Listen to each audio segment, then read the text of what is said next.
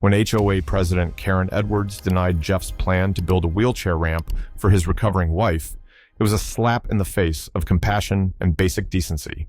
Fueled by her obsession with neighborhood charm, Karen unleashed fines and legal threats, turning the community against him. But Jeff had a secret weapon, a relentless lawyer, and a case that exposed Karen's shocking history of discrimination. You won't believe how justice finally put Karen in her place and gave Jeff's family the victory they deserved. It all started with that infuriating email from Karen Edwards, the self-proclaimed queen of the HOA kingdom. Her words dripped with condescension as they appeared on my screen. "Dear Mr. Jeff Davis," it began, the faux politeness practically oozing through the pixels. "Your proposed home renovation plans have been reviewed and denied due to non-compliance with HOA aesthetic guidelines." I read it once, then twice. By the third read, my blood was simmering. The plans?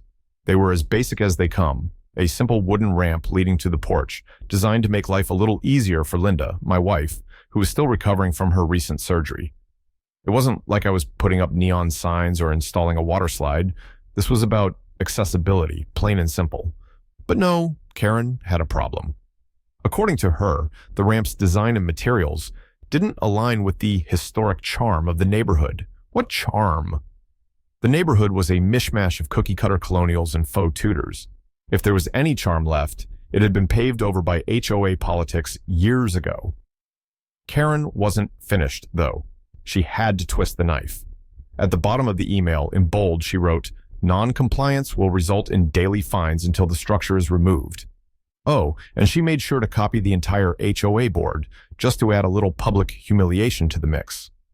I sat there, fists clenched, jaw tight, staring at the screen like I could will her words to disappear. The sheer gall of it was staggering.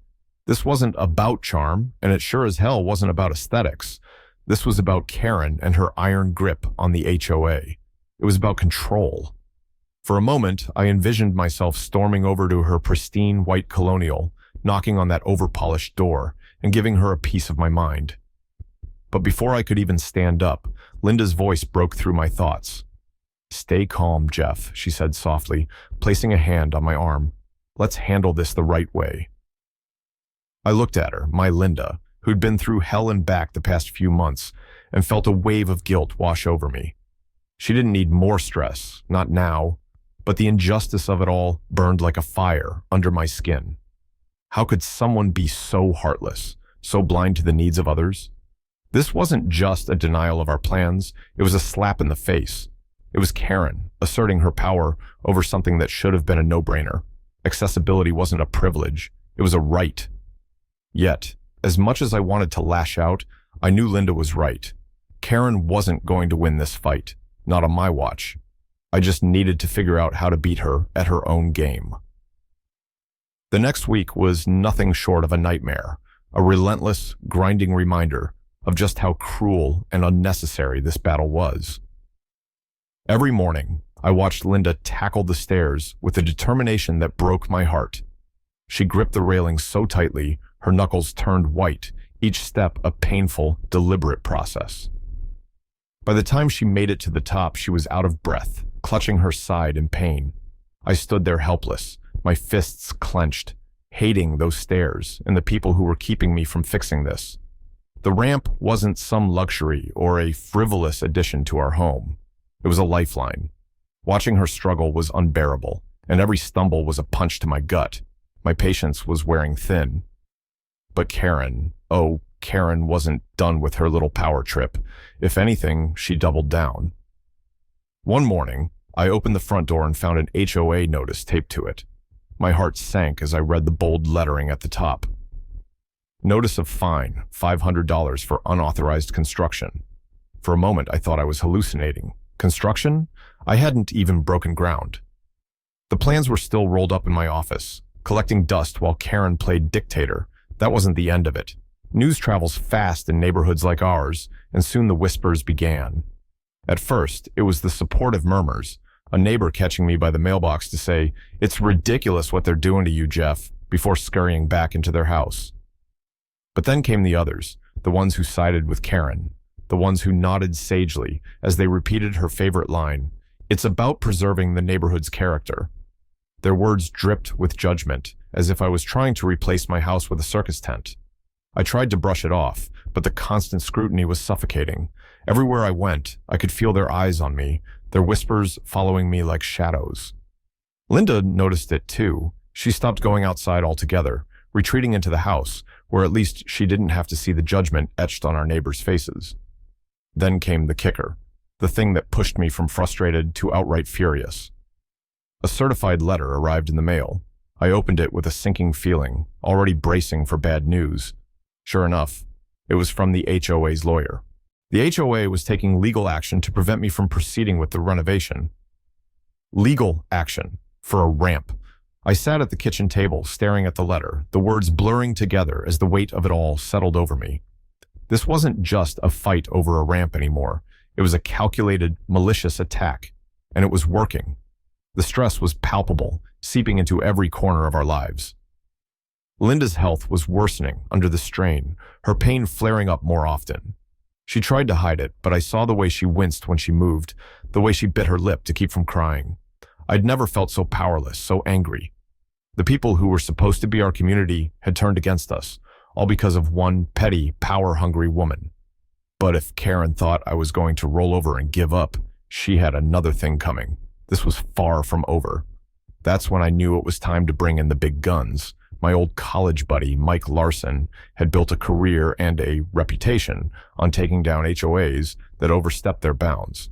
He wasn't just a lawyer, he was a pit bull in a suit. If Karen thought she could steamroll me, she had no idea what was coming.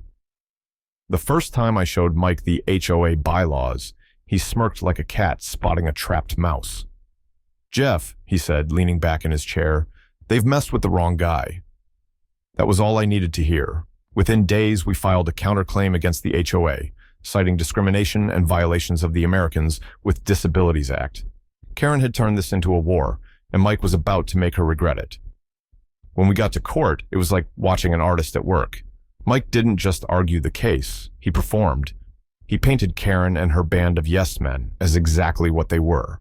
Petty tyrants obsessed with appearances at the expense of basic human decency.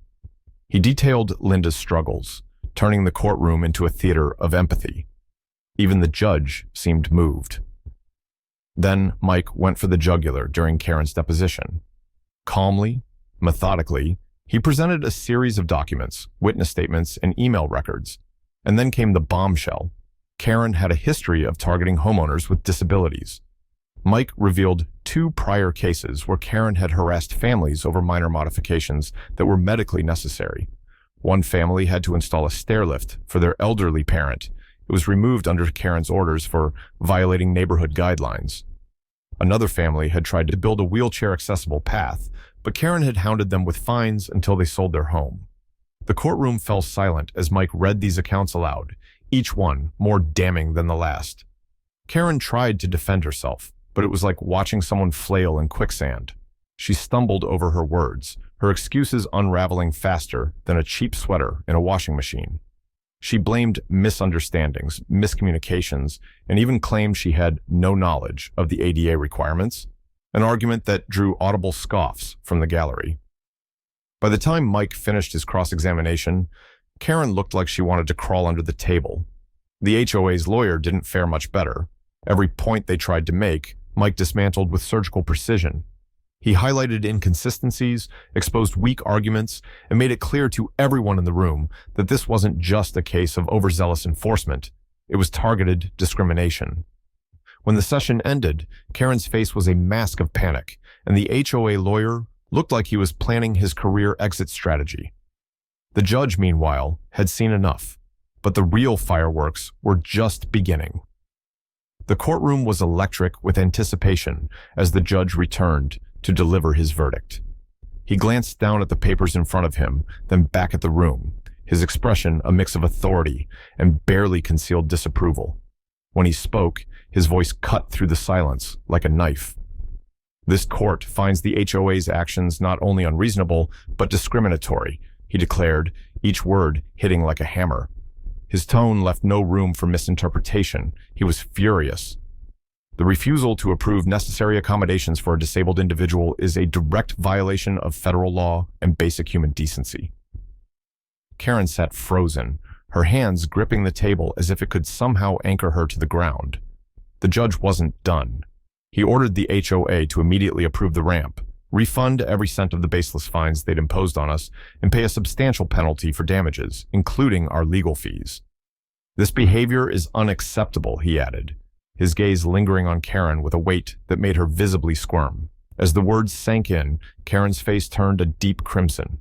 She opened her mouth as if to speak, but whatever apology she tried to muster came out as a strangled murmur. It was too late for damage control, and she knew it. When the session ended, Mike patted me on the back, a triumphant grin on his face. "Told you we'd get them," he said, but I could barely hear him over the rush of relief flooding through me. As we walked out of the courtroom, the neighbors who had once parroted Karen's talking points now avoided eye contact, their silence louder than any words they could have spoken. Some even crossed the street to avoid passing us, their shame tangible. Within weeks, Linda's new ramp was installed, a beautiful, sturdy structure that made our house not just a home, but a place she could navigate with dignity. Watching her roll down it for the first time, her face lit up with a genuine smile, was a moment I'll never forget. That smile, full of gratitude, relief, and a hint of triumph, made every sleepless night, every moment of stress, and every ounce of frustration worth it. The financial blow to the HOA was significant, and the fallout didn't stop there. Karen announced her resignation shortly after the case concluded. No flowery statement, no farewell party. Just a cold, impersonal email citing personal reasons. The neighborhood felt lighter without her shadow looming over it. The fight had left me exhausted, but it also left me inspired. This wasn't just about winning for Linda and me. It was about proving that bullies, no matter how much power they think they have, can be brought down. It was about showing others that standing up to injustice matters, even when the odds feel stacked against you. As I stood at the foot of the ramp, watching Linda glide down with ease, I took a deep breath and let it all sink in. The battle was over, and we had won, not just for us, but for everyone who'd ever been silenced or pushed aside by people like Karen. Victory, I thought, had never tasted so sweet.